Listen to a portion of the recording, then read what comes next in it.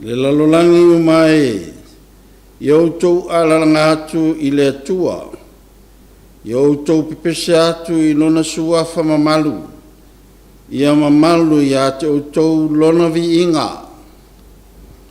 Hui ale awauna le tua o tavita, I whaleo ai le anganga le vi inga ma le whaftai, ma le whanene enga I le atua o no lona lofa ma lona ngalelei.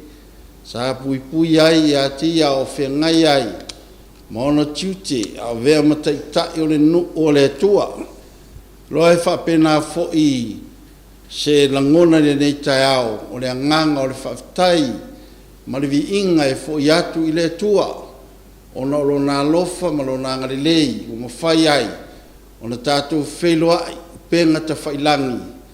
A wā le upo le atua, e ala inei ala leo whangaina, ia wale fola fola ina le upo le atua o tātou whelo iai, I manu ai leo mala. Na vela valeo te whawhelo iatu, ma o whatalo whatu, le sunga le taitai au au le tātou ngaruenga, ai maise o le komiti au au le tātou ngaruenga, whapea foi le au whai ngaruenga pa ia le atua, ai maise o ta mama atua, ma tina matua, whapea foi alo ma whanau le tātou ngaruenga au au, I le lalolangi atoa, o te whawhelo iatu ma o whatalo whatu, I le suafa manu malo Yesu Keriso, tā alofa lava. Whawhelo e tu fo I nisi o mawhai, I ona whaafonga mai, I nei sauninga le nei tai au, I le suafa manu malo Yesu Keriso, te whatalofa atu ai, ma o whawhelo e tu ai tā alofa lava. Ia walawina le o whaipese, ia e tatala ina ele nei sauninga.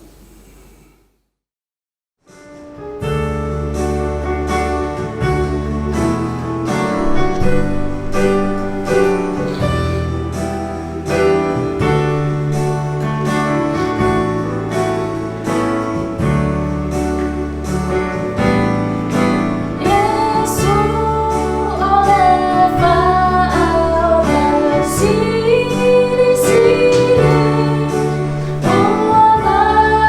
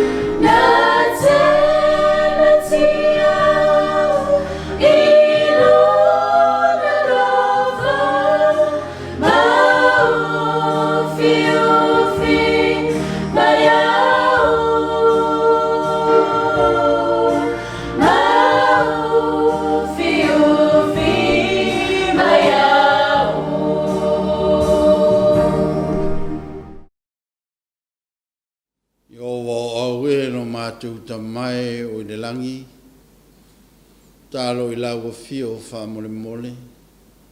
Au sauni atu lau au na wale fola ina o lau upu I nei sa pati, au whaafafonga o lau no.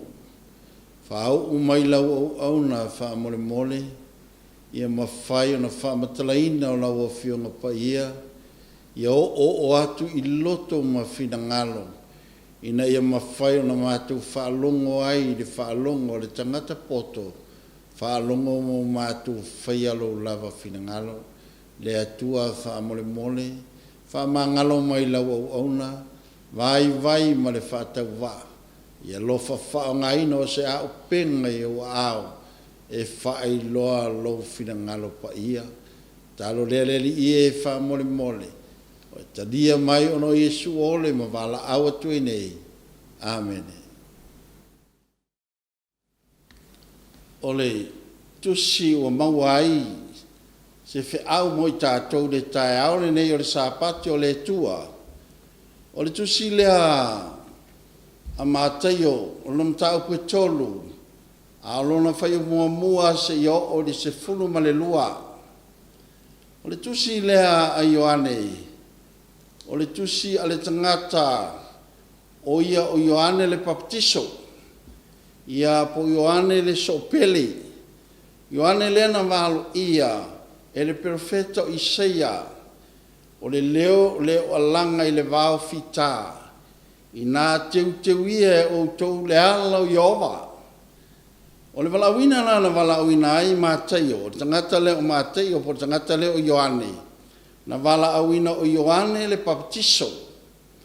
O ia e whai ma ave fe au. Ina ialu iuta ma le wau iuta ia iuta. Ina ia mawhai o na whai loa tangata. Ua lata le aso e a fio ma iaileri. E leo toi ma mao le naso. O le ala lea o le wala awina o Ioane. Po le apostolo Ioane. E alu e whai loa le no. Whama male no, tā pena le no, sauni le no, ua lata le aso e a fio ma iaileri. A o, whaia la le ngā luenga Ioane ma whaataunuina le ngā luenga le apostolo, o ana papatisonga ua whai, whapeo na papatiso ina ile to telo tangata, o wa ai atu le angai atu tangata ma papatiso ina I latou, o latu langona ina le salamo, o le fe au ave ina le apostolo Ioane. Mai wo ma ta'u ala tu ngasala ia Ioane. Ma whailoa ia I latou. Ma avea matangata ua papatiso ina I latou. Ma avea matangata ua tāpena ma sauni ma whamamaina. Ua latu loa ma malamalama. E moni ma whamahoni. Ua lata le aso e a fio ma iaileri. Pea e whai tau lai lona whai upu. E fitu o lo iai whai mai whamtalanga ar tuspa ia. Ina ua whai le baptisonga lea. Wawai le lofi mai o tangata e to tele. Ai whai mai ua wai atu ia Ioane. Ua mai matangata whai mai o whanau a ngata whi ai. O lona winga o whanau a satani. Awa o leisi ngoana o satani o ngata whi ai. Whai mai ua waai atu ua mai, ua lolofi mai. Whai mai le whamtalanga ale apostolo Ioane, I tangata nei, o aina whai loa atu ia te outou. Le aso tele o ileri, o aina whai loa atu ia te outou. Le aso tele o leri, o aina whai loa. Ai whai mai ia, le vaenga le ai, whai mai whamtalanga ale apostolo. E ta taula o na fua mai, fua le salamo. A whai ua tau loa, ua lata tele mai, le aso le li, e ta tau o na fua mai, fua le salamo. E tau o na fua mai, fua le salamo. O le mau au tu o le whiau, mo I tātou le tai aure nei, ma tai e tolu alo le whai upo es folo. O lo tu nei fo'i le matau, ta fu'i o la au. O la au ma fo'i e le fua mai I fua le lei, e teia ma la fua ina I le afi. ua tū nei le matau i ta fue o la au. Tua tātou o le matau o le toi. Ua taatia nei i ta fue le la au. O la au uma e le fua mai e teie ia ma la fo ina i le afi. O le au tūle nā, o le manatu au tū, o le mau au tū nā le fe au, mo i tātou i le tai au le nei. O loo tū nei fo i le matau i ta fue o la au. O la au ma fo i le fua mai i fua le lei, e teie ia ma la fo ina i le afi. Tua tātou, o le ato le matau, o le ato le upu o le tua, ma le fe au o le tua, o lewa na fai loa mai a te tātou, le upu o le tua, ai le mawhai o na tātou whalongo. Mea na lai o na wala awina, le apostolo Ioane, e alu i fai loa le nu, ma wha ma le nu, tā pena le nu, e loa, ua lata le aso e fio mai ai le li. Ale ale mea le atu, whai mai ua tuu nei le matau, i ta fue o la au. Ua uma ona whaatatia e le atua, le ala fua, ma tu sia e le atua le leina, ina i le vāwhea ngai ma le vātapuia, o le tangata ma le atua, e ala i lana upu, ina ia mawhai ona whaamamai na i tangata uma, ia saunia, tangata uma ma le iloa ma le mautinoa, e moni ma whaamaoni, ua lata le aso, e a fio ma iele li. O se fe au fwere nā mo tātou, mo oe mā une ngā luenga o au le lolangi atoa, ai maise o nisi o whaalongolongo mai lo leo, i le tai aure nei o sa pati o le tua, ua tu nei le matau, rona winga o le to yeise taimi, ua tā le taimi a le tua, e whaamutai le maftanga a le tua ma le tangata, whaapeia o na po o noa, e whaapena fo'i o na po nei, ua lata le taimi, e o mai le to a sao le tua, o lono winga e ta tau na sao nia, ma ta pena tangata uma, a wā aisea, a wā fo'i le whaavavau, o na whinau le anganga o le tua ma le tangata, e le whaavavau, o na whinau le anganga o le tua ma le tangata, langa o lea ua ta oto nei le matau, i ta fue la au, o la au uma le fua mai,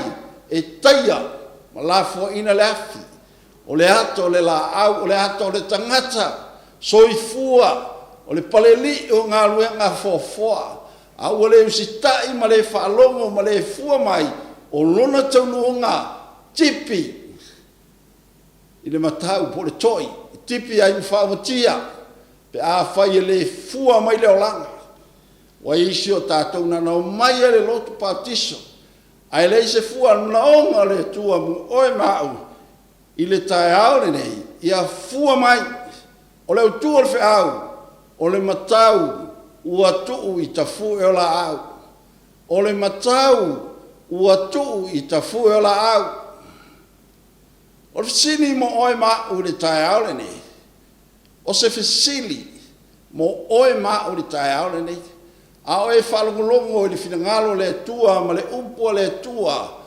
ia ma whai ona manino ai lau whaafonga, ma e tā pena ai, pe whamata ua tā pena lo ainga, pe whamata ua tātou tā pena, i le nāso, ua atowhaina i le tua, ua tū le matau i ta fue o la au. O lono inga, e ta tau ona e sauni mau tā pena, alfsili, o le ase mea e ao na tātou whaia, ina ia lawe ina i tātou. O le ala se mea e ao o na tātou whaia, ina ia lawe ina i oe ma, ina ia lawe ina i lo ainga, ina ia lawe ina i lau whanau, ina ia lawe ina i tātou, o le ekalesia whataritari, ua tā le taimi ale tua, lea ua tātou iai le taimi ale tua. O lono i ele aisisi taimi tātou tāpena ati. Langa wha mele whamtalanga le tua tātou te whewai a, ai ere taimi tātou te oti ai, ne i te iwe leo o le aso e fio mai ele li, ai te iwe oti whafuse, wha mele tu se whailau o mea uma wai loe te tauna whai, o mea le lei, whai nei loa, o wai le to ye se lo ma se poto le tunga mau le tātou te anga ia tu nei ai o le ala se mea e te tau na tātou whaia ina ia lawe ina mai ai oe lawe ina i tātou uma i lea aso a tofa ina e lea tua e fio mai waenga mo mo le whaau i au tau fua mai ni fua o le salmo i au tau fua mai ni fua o le salmo nui e te tau ona ia te i tātou le salmo o le salmo la o le baptisoina whaolaina e tau o na fua mai ni fua o le salmo i sai 5 alon fai poe fitu ia la fuai i le ua mi o le anga lo na ala ma le tangata anga sala ia la fuai e ia o lo manatu a ia fo i mai a Iova o na lofa mai ai lea o ia te ia fo i mai i lo tātou atua a wā na te matua wha amangaloina fai mai le whamtalanga ale tusia Isaia, il perfetto Isaia, ia la fuai e le ua mi o le anga o na ala. Paua leo le amanoa e ma fai ai, na lawe ina mai oe, ma lawe ina mai a. E le ma fai sisi mea, paua le me ma fai ai, ia la fua ina le ua mi o le anga o na ala. Ma le tangata anga sala ia la fuai e ia o na manatu. A ia foi mai ia ona alofa mai ai leo ia te ia to foi mata molo tatou tua a wā na te matua whaamangalo ina i tātou o le tua la na te whaamangalo ina i tātou ngā ruenga i lua whai pue tausu malewalu no whai atu leo pe telu ia te i lātou nā salamo ia ma ia taitasi ma baptisoina o tau uma i le suafo Yesu Kristo mo le whaamangaloina o sala o na maua le o tau o le mea fo i fua mai o le anganga pa ia lea. E le aise mea mawhai e tasi o na lawe ina mai ai tātou se i wanga nā le tangata ua Salomo ma baptisoina la fua i mea le olanga ai muli e whai ole mea e whinangalo i le tua. O le anganga pa ia lea. E te tau na whaamangaloina i tātou, ina ua tātou sustai. Ma whaalongo le mea whai mai e le anganga pa ia o le tua. E le aila si mea ma whai o na lawe ina mai e tātou, la fua i mea o le olanga. E le whātua i mai le ali, i le mea na fola ina mai. Whaapei o le manatu e istangata i le whātuai. Ae peitai, o ono sai mai lava o ia te autou, ona ua le finangalo ia whano se tasi, ai o lava i le Salamo. O le finangalo le tua lua peteru le tolu, a olono whai upe iwa, e le whatua i mai le li, mea na lai o na alu i ana e fola le whiau le tua ma wha ma male nu, ina ia saunia tangata uma, ua lata le aso e whio mai le li, le aingo le tua. Pe whamatou e tā pena le nāso. Pe whamatou e tātou tā pena le nāso, ua tofa ina le atua, ua lata tele mai, o lele ua ta oto nei, po ua ta atia nei le matau i ta fui o la au. O la au uma e le fua mai, e tipi e ia, ma lafo i lafi. Pe ono whai atu e wha pei ona ponoa, e wha pena fo i ona aso nei, ma ona po nei. Whaamatia o maire nei lalolangi lafi. Ai whaatai le tuolo i le amanoa mo i tātou pe a whai. Tātou te Salamo. Ma la fua i mea o leo langa. O le fina ngalo fo i le nei. O le tas a ia uma. Yo uma lava i le Salamo. Ono sai. Mai lava o ia ia te outou. Ona ua le fina ngalo ia whano se tas. Ia o malava i tātou Salamo, le alofa le tua, ma le anga le leo le tua, ina i mawhai, o nā mea i tātou matangata Salamo, o le Salamo la fua i mea le anga o le olanga, ia mafua mai ni fua le lei. Vaenga lua le whao, ia o tau fua mai ni fua le lei. fua le salmo ai outou fua mai ini fua lelei. Kolose momoa fai wasfulu, i outou sawa vali e tusa maleli, ina ia fia mai o ia te outou i mea uma, ma i outou fua mai i ngā luenga lelei malava, ma ia tupu pea lo outou loa lelei o le tua. I outou sawa vali e tusa maleli, o ala lelei, o mea lelei, tātou te sawa vali ai, ina ia fia mai o ia te outou i mea uma, tau na tātou sawa vali ai, ma ia outou fua mai i ngā luenga lelei, malava, ma ia tupu pea lo outou loa lelei o le tua, o le mana onga lea, o le afionga le tua, o le upo le tua mo oe maa mai tātou, ina ia tupu pea lo outou loa lelei o le tua, a o la, ina tātou loa lelei le tua, i outou sawa vali e tusa maleli. I outou sawa vali e tusa maleli.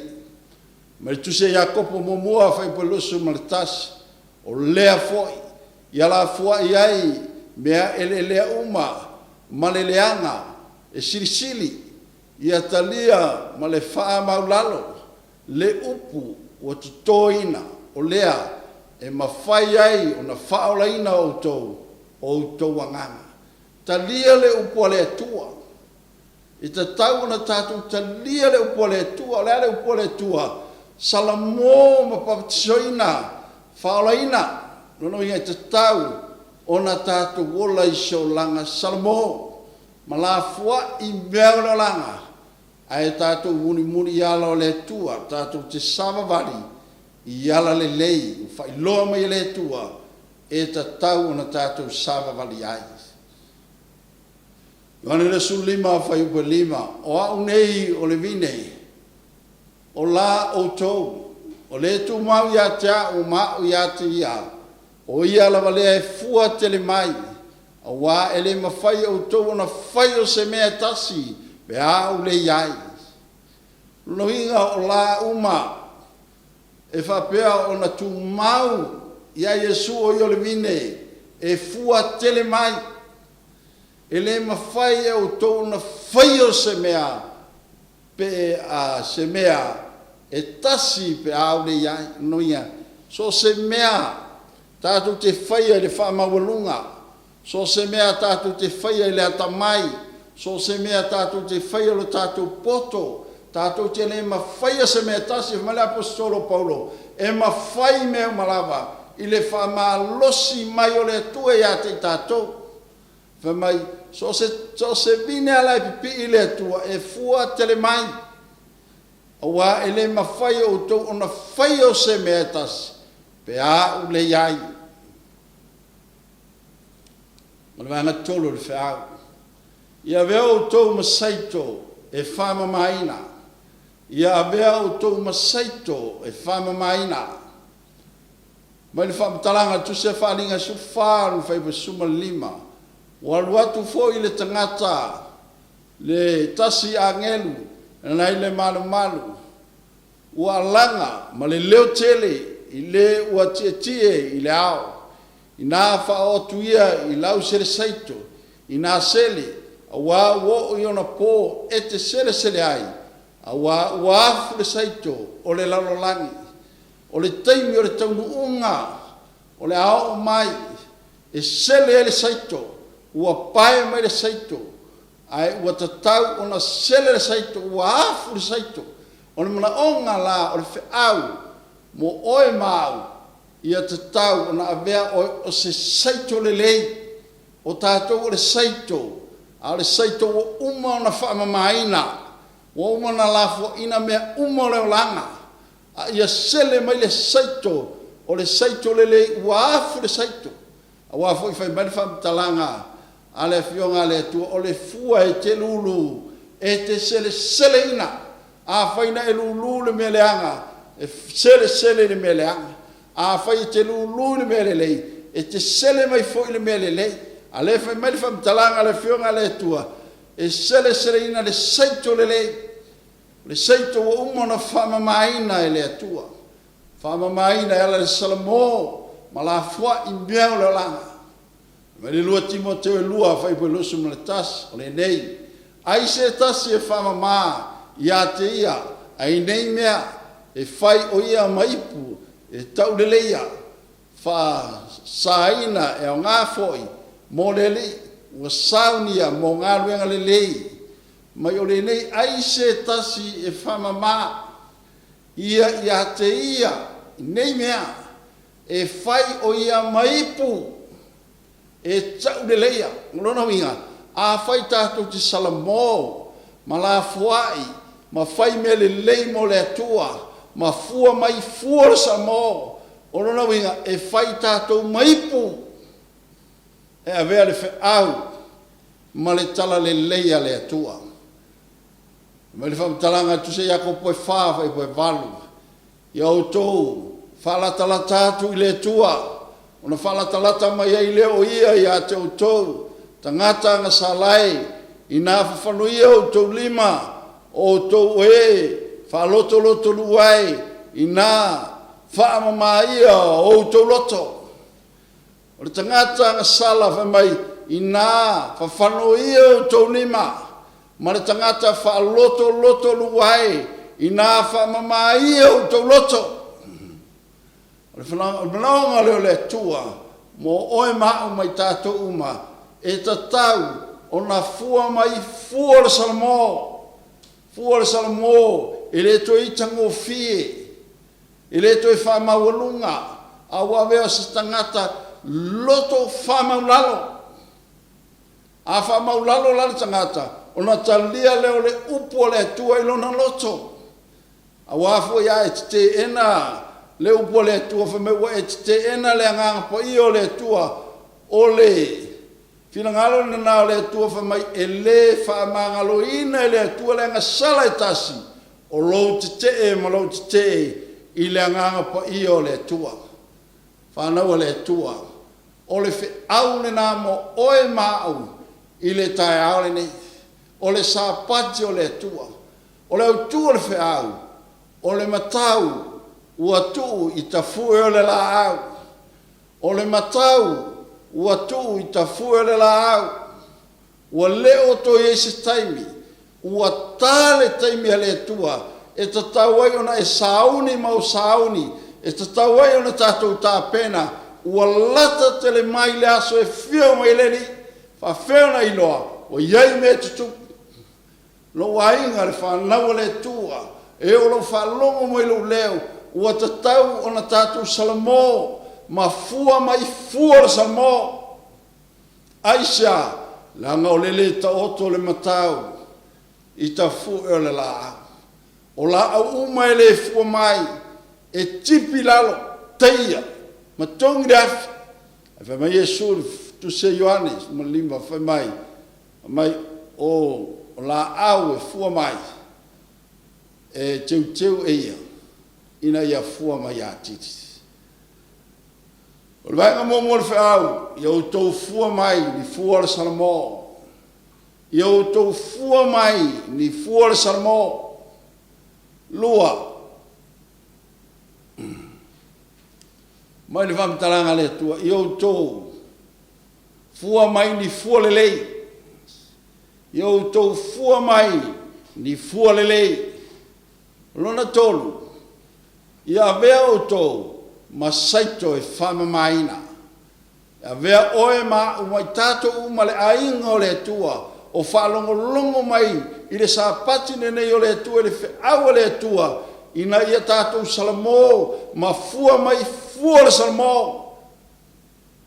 Whai mea le lei a vea o tau, ma saito wa uma na whamamaina, mai tātou umai tā penai, wa lata mai le aso e whio mai le li. E matanga ruenga o au le laulangi ato. Aua e te popole se metas, na o lo sauni ma e tā pena, ma le whaatua tua ma le taritonu I le tua, salamo ma papatisoina, fua mai mea le lei, a o maua lo amanoa, e le tu iai sisi amanoa mo oe mau, pe au na o mai le mala au le tua. Whamanuia le tua e lau whaafonga, o no Yesu, ameni. Ko vaelo mātou ta mai o le langi, o mai ale fe au nei tai lo sa pat talo I lau fio le ie ave lava le nei fe au e fa manatu mai a te mato uma o lata tele mai le na aso I te fio mai ai a o tatau ia te mato na ta pena masauni mai o matu I lore le o ta oto le fa moi moenga o umana e ta pena moi mato o lau fa lau I le na aso e tofaina moi mato ie fa mangalo mai pe o se meo salai wale ave ino le feau no le vai ma le fa tau va o Yesu o le fa tai tu ai amen.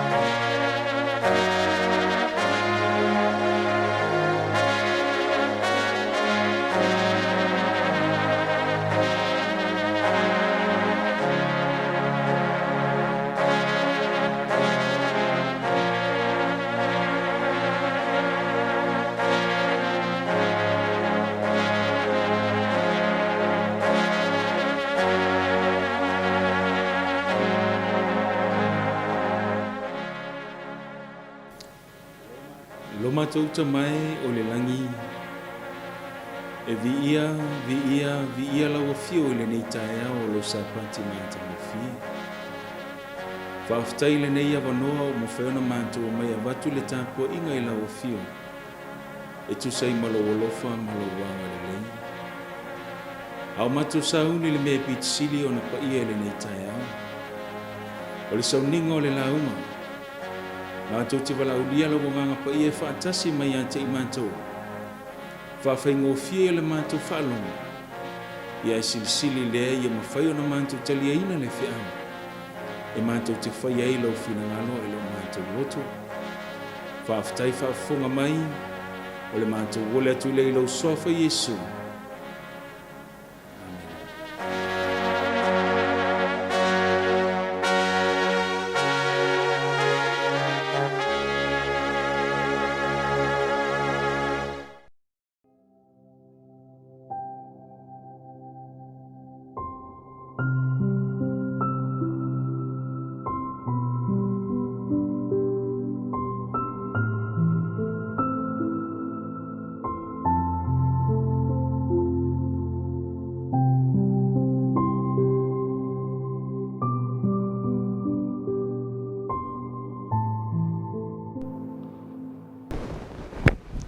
Taim whapto foi neo tātu taulanga ma sfuluai o na wala watu le lau whai ngānuenga tia kono mō whai vaore nei tāo.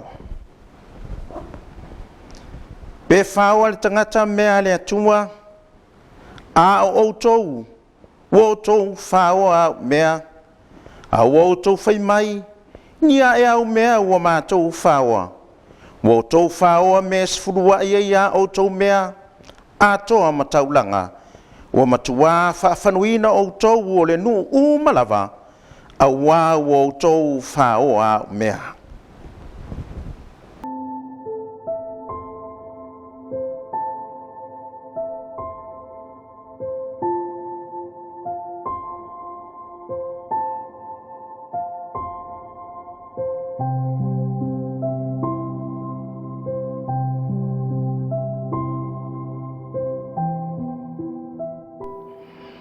Ina au maia me sfulua ia au tau mea umalava i le fale tuwai mea.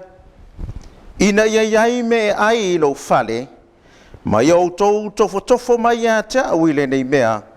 Ua whetalai mai ai o vau au. Pe o te le tau ina popuni o le langi mo o tau. Ma sa saa tu le manuia mo o tau. Ina se ia sidi o na tele.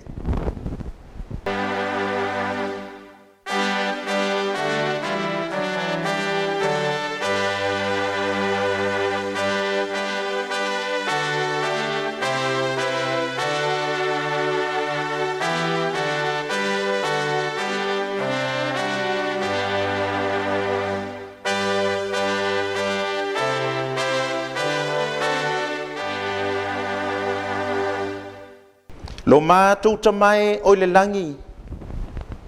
O e lava o le atua e tumu i whamungianga. E pei fo i o na tau au ina matuturu lai ma au na ti a kono le nei tai ao. Na mātou o le lea tamai e whamole mole. Sa ia whapa ia e la ua whio nei taulanga. A toa masfulua i o le tupi o le whengainga. Sili ai le i o lo lātou soifua a lo mātou ola. E ofo ina atu e whai mataulanga i a te oi. Ia vi ia lo suafa mamalu, ia vi ia lava oe lo mātou tua, ia vi ia lava oe e whavavau lava. Amene. Tu maupe i le tua ia le vi inga le neitu la, o le sapati pa ia o le tua, e tu sai malona lofa malonga na nga lei, ia te i tātou. Viam whaftai le atua i le nei tae au mātanga o fia o mawhaiona tātou. Maua, le nei sāpati toi whapopo i aso le tātou ola, e tātou te au auna, ma tātou fia fantasi ai, ma le tātou tamā o le langi. Maua lunga ma tu maupea le vi inga i le atua, i le nei tae au. Si fifianga le nei tae au e whaatalofa, ma whaafeiloa i atuai, i lana au auna taitai le ni tae au. Sunga ia Pastor Willy Papu, le wharitua ia tiana le ni tae au, le ngata i leo le ainga. Taltono o lo mawalunga pea le taitai le antua, le ngata i le soifua ola, le soifua au auna, i awa i le ngaruenga o vala uina ai i lau sunga male ainga, i le ni tae au.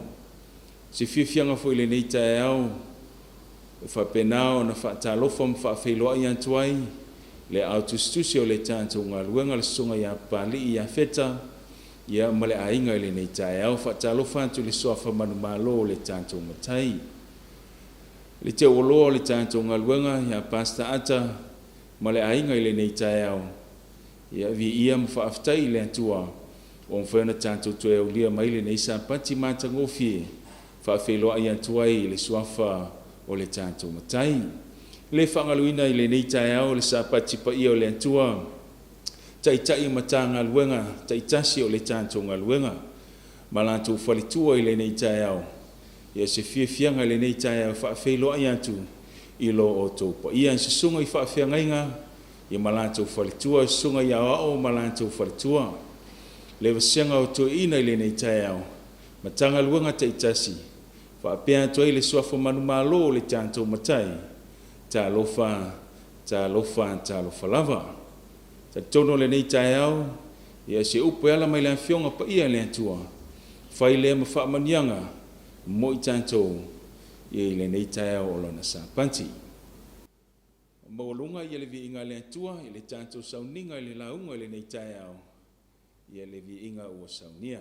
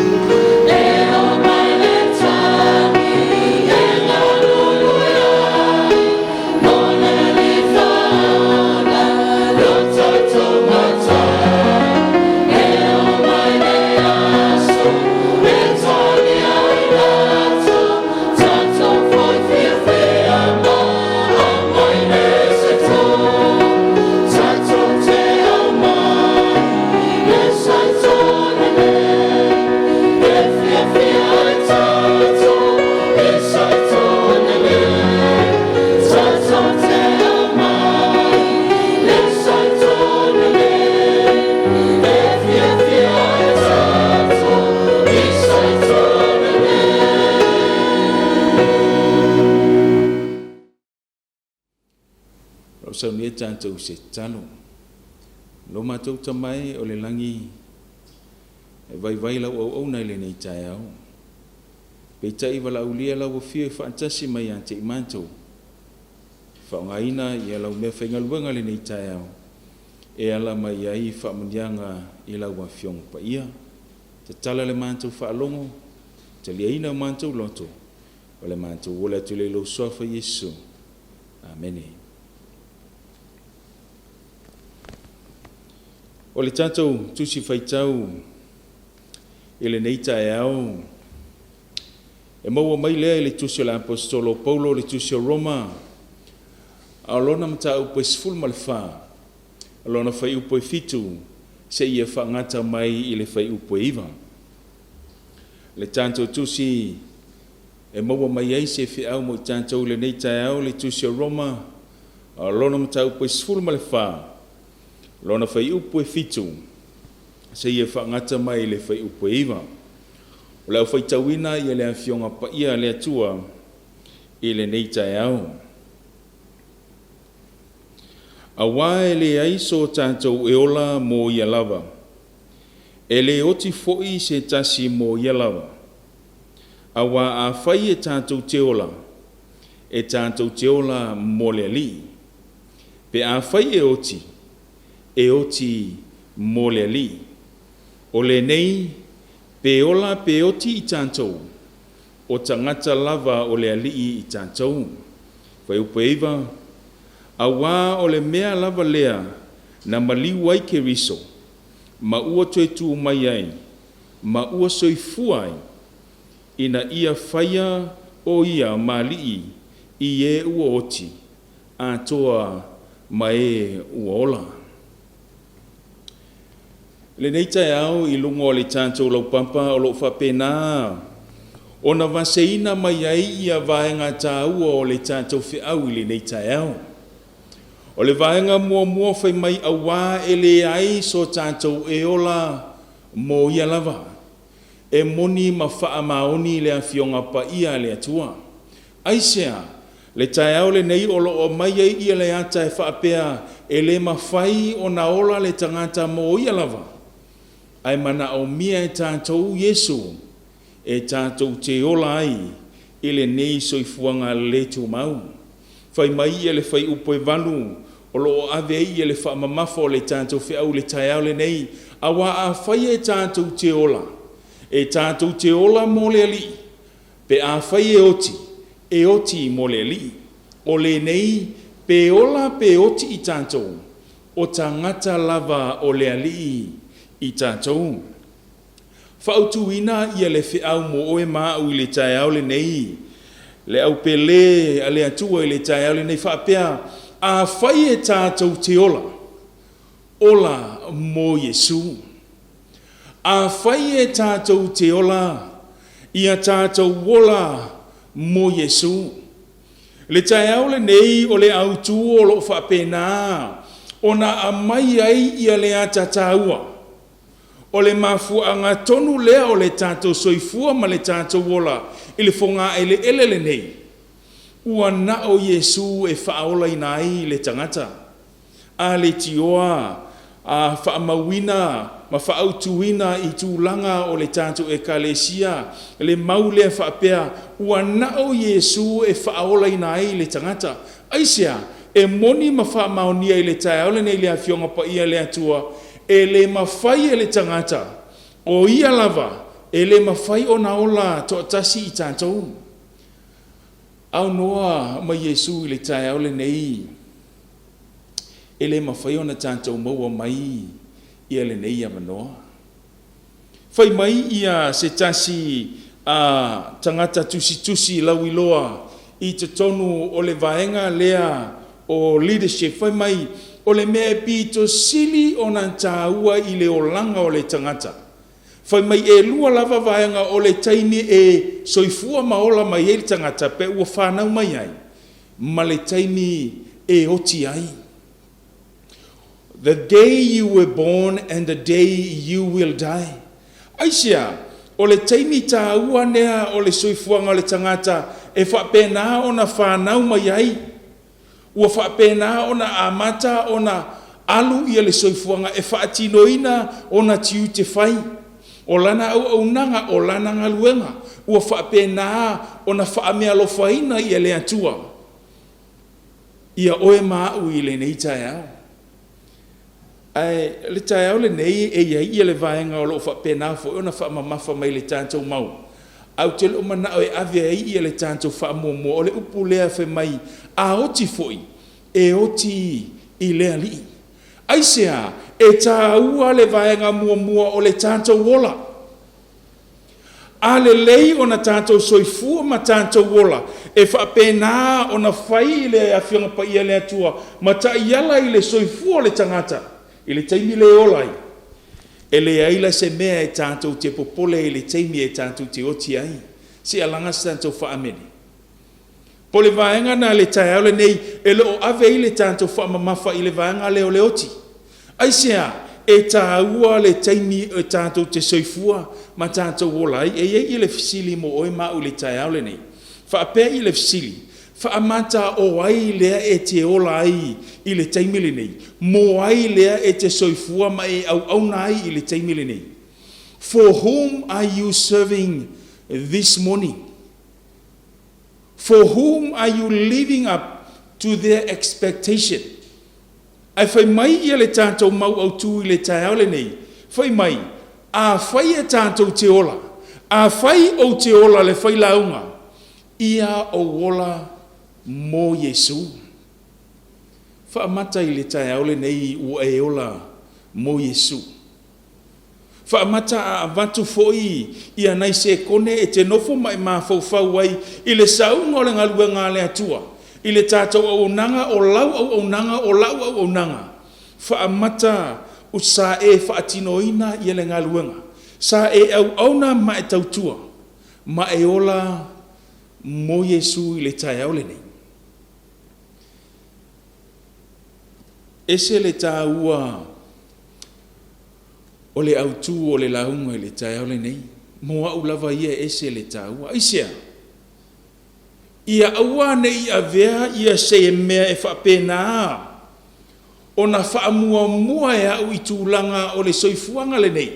Le ngaluenga ua wala o wina ia. A ia o whaamua le atua i mea uma. Ia o auna ma o wola ia whaapena. O na fia mai ai. Le atua na e tali tonu mai a te au le tae au le nei le tātou au fia. E iai ia le tangata o lo whapena o na au na i le teimi le nei. Ai ese le mafuanga. He or she has a different purpose in life of why they are living. Ai toi whamanatu mai ate i tātou le tae au le nei. O le tātou o le mafuanga ma le purpose o le tātou soifua ma le tātou wola. Ia whapena o na tātou whaia le finangalo o le atua. Ia tātou whaia le finangalo a le atua. Whai mai ia le tusi o luka e luas fulu o lona whai upe tolus fulu ma le valu. Whai mai e leo le atua ia o e uoti. A o e ola. Whai mai awa ua ola uma ia te ia. Se alanga sa tau wha amene. E se le mātau ngofia o lea mau. Whai mai e le ma whai. E le ma whai lava. Ona e whaia se mea i le soifuanga le nei. E au noa ma Yesu. E au noa ma le atua i le tae au le nei. Se alanga sa tau wha amene i le tae au le nei. Whai mai e le o le atua mo i lātou o e uoti. A o le atua mo i lātou ua ola. Whai mai awa ua ola uma i a te ia. Whai le manino i le awhionga pa i le atua i le tae au le nei. Whai mai o le ola o le tangata. E whaapena o na whaamalosia. Ia i le tātou soifua ma le tātou ola whaatasi ma Yesu. Le nei tae au whaamata o nae e te ola mo Yesu i le tae au le nei. Whaamata ua e whaatinoina ma e au na. I le ngaluenga le atua mo Yesu i le tae au le nei. A whai e le ai, e le otu ai. Le taimi le nei e mawhai o na whaongai nai. Ola mo Yesu. Ola mo Yesu. E tolu ia vaenga o le tātou launga i le tae ole nei. La tātou watu i lunga o le tātou lau papa vaenga mua mua. Whai mai e le ai so tātou e ola mo ia lava. E le ai so tātou e ola mo ia lava. Tā ua i le vaenga mua mua e wha manatu mai ati i tātou. E wha manatu mai le whai launga le tae ole nei. E le mawhai i lau malosi, e le mawhai i lau poto. E le mawhai e so se mea lava i lalo le lalo langi le nei. O na whaatino ina i le au nanga, au noa ma Yesu i lau o langa. Se alanga tātou whaamini. Nothing. Whai mai i le tusi o Ioannes 4:5. Alona whai upu 5, leile tātou wole a whionga pa ia le atua. Whai mai, o au nei o le vine o la o tau. O le tu mau ia tea, mau ia te ia, o ia lava e fua tele mai. Awa e le mawhai e o tau, o na whai o se mea, e tasi pe a ule iai. O ka, se tā ua o le vaenga lea. Whai mai, e le mawhai, e o tau, o na whai e se mea, e au noa maia. Se alanga stantou wha amene le nei tae. It is a reminder for me, o se whamanatu le moau, e le mawhai o na o taita ina le ngaluenga, e le mawhai o na o whai le ngaluenga, au noa ma le atua i le aso, ma le aso. Ai vai fui lan tātou le mātang o fio le anta lea o le vine ai la i tātou. Whai mai o le taimi lava e te tū maua i a Yesu, o le mafuanga le mawhai o na tātou wolai, na le eise la e upe fua, e au noa ma le main trunk, le me e maua mai ei le ola. Le lai whai mai o la tātou o le vine o Yesu, mai o le taimi e te tū maua i a te ia whai mai, e fua tele mai ai ia fua le lei. Fua le nganga pa ia. O le mafua anga le e tatau ona tātou maua i a Yesu, o lai mo Yesu aisea, e whaupenga ina Yesu i tātou i lana ngaluenga. It is a reminder for you and for me. E le mawhai o na tātou whaia se mea e au noa maia. Le au tū ola mo Yesu. Aisea, e whaonga ina e le atua oi. E whaupenga ina e le atua i tātou. Ila nā whionga pa ia. A wāle ngā luenga o whapena o na wala uwina i oi maa. Whai mai ia le kalatia e onolo na whai upai tolu. A wāpe a manatu se tasi o le tangata o ngā ia. Ai whai mai ia le whionga pa ia. Ai le ai. Ua pele ungia o ia, e ia i lona manatu, o i talo whae. E iai i le tangata i le tae ala ne, ua manatu i folava ia, o ia o le master pe antu i sesi tu. E iai i le tangata ua manatu i fo le tae ala ne, o ia lava o le tangata malos, o ia lava o le tangata poto. No. Whai mai, ua pele ungia o ia, i ona lava manatu. Aisea, whai mai, ua manatu i foa i le tangata le, o ia o le tangata o ngā ia, o i talo whai. Ai peitai, e iai i le wha mai lea leo pepesi, o le wha mai lea o le ai o au. Leanga e iai loa i le wha mai lea o le au, o au, o au, o au. E whainga la o na ola le tangata mo Yesu. E whainga tā o na ofi mai le nganga pa ia. E le ola o le nei tangata. E le ilo whaamawalano. Whaamawalunga. O ona manatu. Ai ua toe whaamanatu mai le tae o le nei. Le tāua. E le mawhai o na ola lava le tangata. Mo ia lava. Whai mai e le tusia Jeremia sifulu. Lona whai upe lua sifulu ma le tolu. Le ali ie. Ua o iloa e leo i le tangata lona ala. Le vaenga lea, lea li ie ua o iloa e leo i le tangata lona ala. E leo le tangata e savali o na whaatonuina le mea e ui ai o ia. E le mawhai o na savali to tasi i le tangata. E le mawhai o na e alu na oe le whai mai e le o i le tangata lo na ala aia. O le ala o le tangata, e whaasino tonu mai lea e Yesu ia te oima ui le aso ma le aso. O le tāua lea o le lua mafutanga ma le atua i le leo tae au. Whapenao na e tala noa antua i le atua i le tae au. Ai le i amantalia fe au mangaluanga i le aso ma le aso, e tāua le lua mafutanga le tae au ma le atua aisia. Whai mai e na te whaatonu i o wala. E na te tai ia te oi le me te tau ona e savali ai. Aisia, o le tangata ua ofo i nātu e ola mo Yesu. E le o le tangata o nala.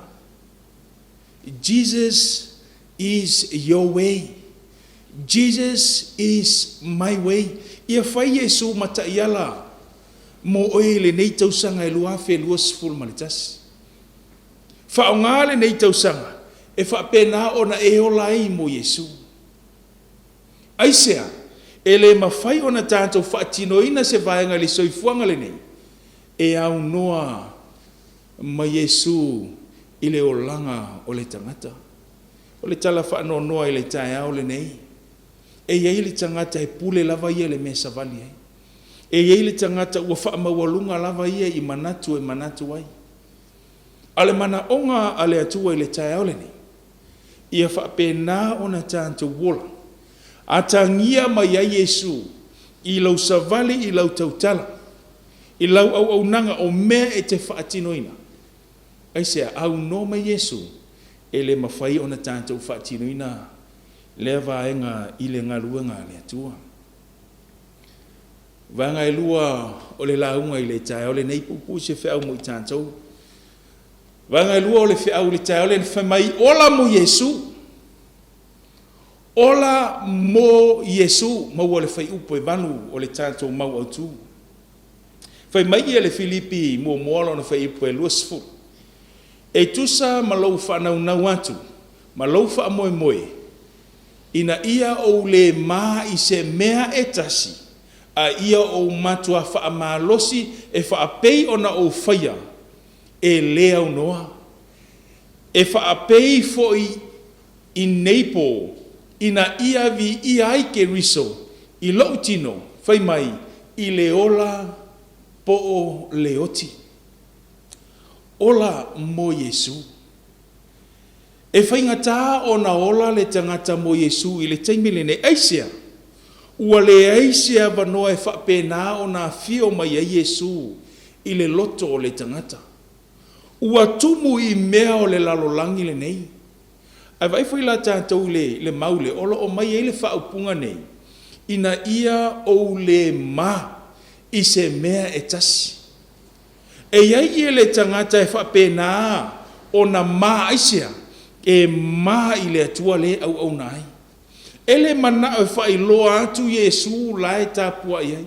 E le mana o whai loa atu le Yesu lea e manuia ai. O manatu lava malangona o le tangata, ia te ia lava o le tangata e ola lava mo ia. Ai whai mai ua tātou whaia nei mea uma. E vi ia ai lo tātou matai. Ola mo Yesu. Awane i e ma. E whapena o na whailoa atu i le lalolangi. Le atua le tātou te au nai. Se ese le malia o le nei vai taimi. So se taimi lava e whapena o na tupu mai ei se tala. Pe wailoa fo i se mea. Ua tupu i te tono le ekalesia, e ele tangata ua saufai mai, se matua o malava i nei mea. O le tangata tonu alena, e le ola mo Yesu. Aisea, le angola ngā luenga le atua, e tātou te le o mai e tātou te nofo ai. E tātou te le o mai e tātou te tawhawhao ai. Tātou te le i o mai e tau le lei ai i tātou. Ai peitai.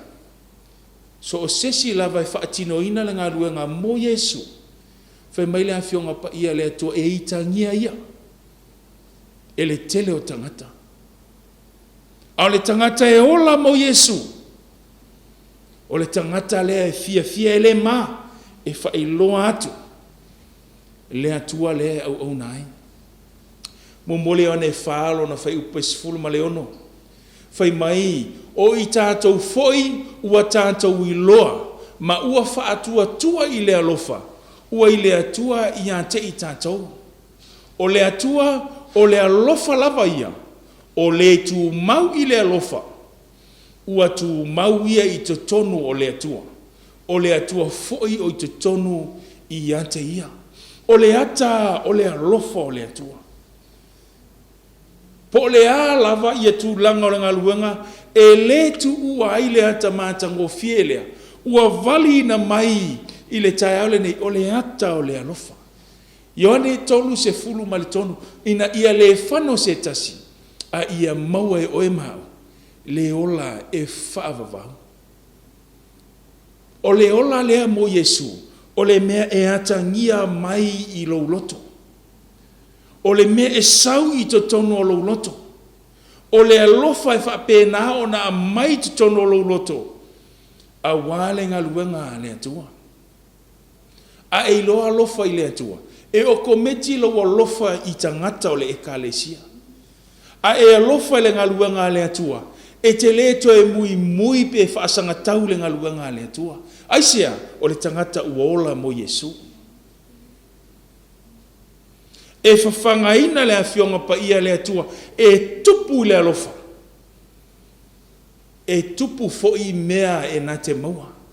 E tupu fo i whaamanuianga, e whaamanuia mai ai le atua i le tangata. Aisea, tangata e ola mo Yesu. Le teimi o solo o whapea atu e tele tangata o lo whapena o na avea mea o le lalolangi. Ma mea e lātou te ola ai. O tupe, ta mao a inga o le soifuanga le nei. O isi tangata, ia o mea o le soifuanga le nei. Mea fale o taavale, o fale, o a inga. O le lātou wha mua lea. O le lātou ola foi le ava, ai foi la tātou i tangata i. A tupu foi la se wha fitauri. A whaie, e whaale tonu mea le soifuanga le, ua le ilo ola. Aisea, ua tu ato atu le lato ola i mea ia. A le whi au le tae ole nei, ola mo Yesu. O whaamanianga fo ia, mo i tātou e awane i ngalo le alofa lea. Aisea, le alofa lea, na tupu i fo te tonu ia te ia, e lea ngasala, a ua avea ma ngasala mo i tātou. Le alofa lea. Ua tupu i fote tono le loto o Yesu. Lea na maliwa i mo oi mao. Whai maile mo moli ane e lualo na whai upe ono. O le whaapea. O lo o tu mauia i te tonu ia te ia. E ta tau o na savali. O le natangata e whaapei o na savali o ia. Oi mātango fie. A whai e te ola mo Yesu e atangia mai ele tangata o lo whapena. O na tai e le atua lana savalinga whai mai e savali pe o le savali o Yesu. E se le matango fie. O na ala e matango fie. O na ala e ui atu i le manuia. Ele o le ala e alea o lo sa ili e tanto. O lo le ala e alea o lo whapena. O na maua mai eile manuia i to tonu o tātou a inga le ngata i leo le ngaluenga le antu. O le tangata e savali e tusa ma le fina ngalo le antu. E a mai lau savalinga i le nei tausanga.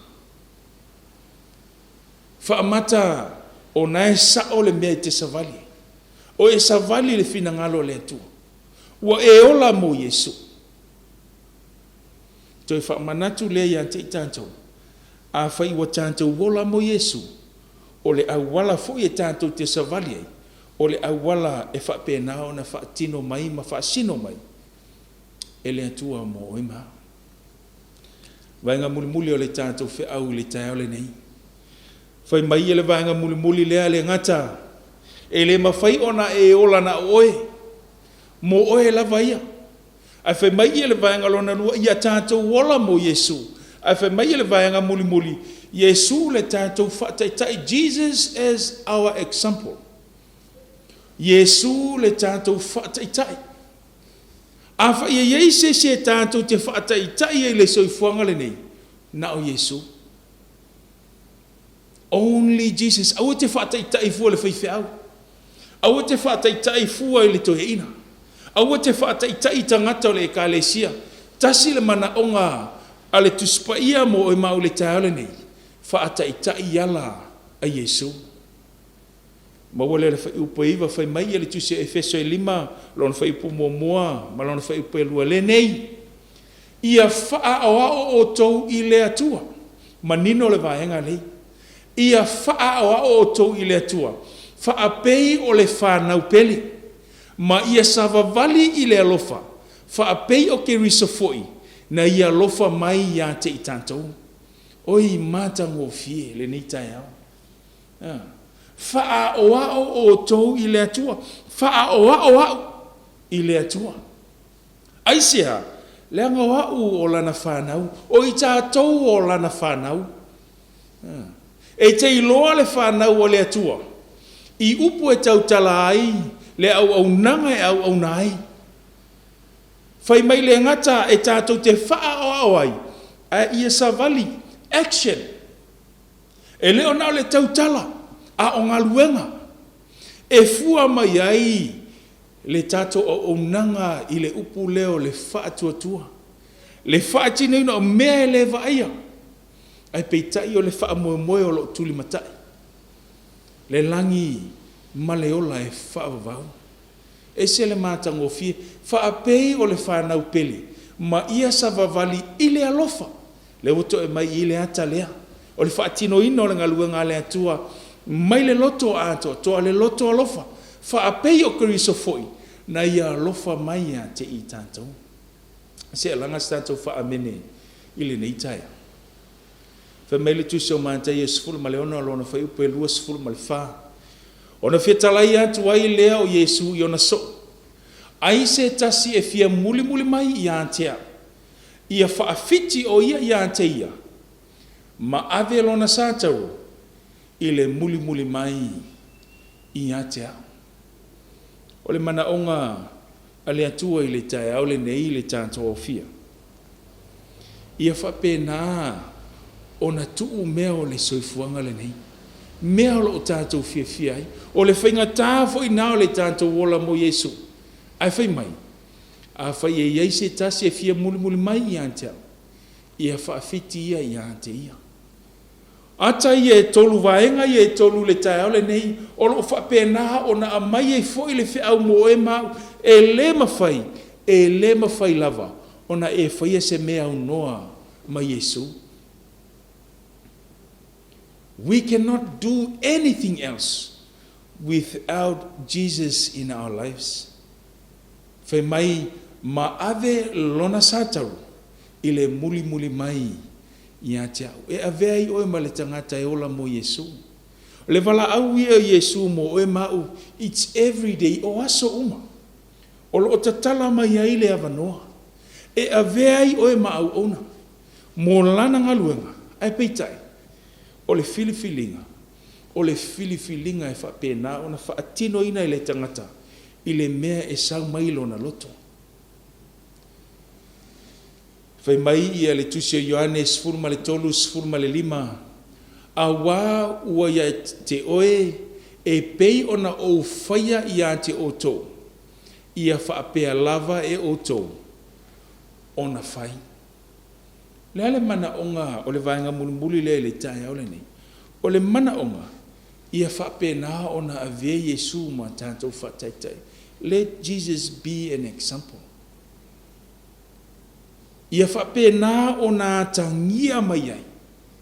Yesu i te tonu o le ola o le tangata kerisiano. Soifua ma ola ai Yesu i te tonu. E a tangia mai ai mea le lei e whaatino ina le ngaluenga le atua. Aisea o le alofa lava lea. O lo whape nā o nā au mai pea e tui mai lava i le vanga tāua lea o lau alofa i le ngaluenga ale atua. e se le tā ua o le vaenga mulumuli le ua o mai ai ia le tātou launga le tae o le nei. Au whapena ona maua fo'i e le avanoa e malanga atu ai le aipa ia se avanoa fo'i whaaro sātu ina mai. E ila tau sa halolofa mai anta. E se le mātango fia o le avanoa. Au maua ia le avanoa i le vaenga leo le Via Dolorosa. Le mea sa whapena ona sa vali e Yesu. Mana maamoina i le sātau. Tale tonu e le iai e se manantu. Whapea o le mamao ma le whaingatā lea sa whaatino nai e le tātou matai lea vaenga tāu. Aisea, whamai o le taimi sa whapena ona whaatino nai i le ngaruanga lea o le hamoina o le sātau. Taluailo na alofa mo oema. Whamai o le ala lea e le se ala whaingofi. O le ala i nā whaingatā whai mai e le tuspaia le ngata na sasa i a teia. Na whai ei tala matu ia o tangata. Tala e le fia whaalongo ai. E o la vai le vanga le atu lou le sapate le atu na lātou wheanu i a teia. Na lātou toni maa i a teia. A o whai le whainga malanga lea. Ai whai mai e le tala fia ma oe ma. E le i wha avai vaipe wha pia e le i wha taunu uina le wha moe moe. Po o a nei whaingatai le soifuanga le nei. Na taunu u lava le wha moe moe lea. Na maliu lava Yesu mo oe ma. Aisea, le alofa. Aisea, e ma fau mai i ante oe. Whamai upo le pese sa tu sia se tasi o tangata whai pese whamai. When he was on the cross, you and I were on his mind. E le teimi sa wha sa tauroina i Yesu i lungo le sātau. Sa iai oe maau i ona manatu. Lona loto. Na malingi ai lona toto i lungo le sātau. Just for you and for me. O le soifuanga le nei le tātou au fia. O le ala le tātou te savavalia. E le o se ala whaingofia. E iei le teimi e whai mai ei tala tangata e te lefi whaalono iai. E iei e le teimi e toni maai oe le tangata. E le i o iai. E iai teimi tu lou e wheangu mai i tangata i anto e le ngaluanga le atua. Ua wala awina i oe malau ai. But one thing for sure, awane i e whaavai ai. Se alanga santo whaamene. Never give up pei o Yesu le tato whaateitai. Whaatau nu le whaamoe moe. O le langi ma le ola e whaavavau. Olo o tātou tā pena ma sauni ai. Sauni oe e malau ainga. Lau to olua malau whanau. Sauni oe malau e kalesia. Oe malau matanga luenga. Awane e whaavaivai. Aisea. O ia tangia mai ai le tangata. Olo o ola mo Yesu. Ola mo Yesu. Whamata i le tae aole nei. O e ola mo Yesu. Fesili oe fesili ia ule whailaunga le tae aole nei. Whamata ua e ola mo Yesu le tae aole nei. E whamai ele autu. A whai e tātou te ola. A whai e tātou te ola. A whai o te ola. Ia tātou ola. Ia o ola. Mo Yesu. Au e te popole le oti. Aisea. A e ola mo Yesu le teimile nei. E whapena fo i le oti. E tātou te le whewhea. A e ua tātou nofo sauniuni. Mo le langi ma le ola e whaavavau. Soafa Yesu. Amene. Lo matauta mai o le langi e vi ia la ua fio le nei sampati mātangu fi. Ua whapena ona toi whamanatu mai ati i mātou ala mai la ua fionga pa ia. Le ola e tatauna mātou wola ai. O le mafuaanga fo i leo o le mātou au nanga. O le mafuaanga leo le tu anto toanto mātou loto i lau ngaruenga. E mātou te fiola mō la ua fio. Le tai au le nei ua toi whamanatu mai ate i mātou e le mawhai o na mātou whai ato tasia. Le ngaruenga i se mātou mālosi po se mātou potu. Ia whaataua le mātou mawhtanga mō la ua fio. Ia mātou wola mō oe. Ai sili lea. Ia tangia atu la ua fio i le lalolangi.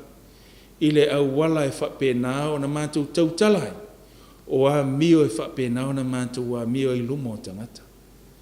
Ia tangia mai ei la ua fio. O lo whapena o na mātou whaamua mātou wola pea mō la ua fio. Le nei tai au whamangalo mai ante i mātou. Le ei se avanoa ua tuai. A whai e iei fo i se tasi ua fiola mō la ua fio. Tu atu i luma i ante o ele nei tai au. Whaaftai whaafonga mai. O le mātou wola tu le lau sofa Yesu. Amen.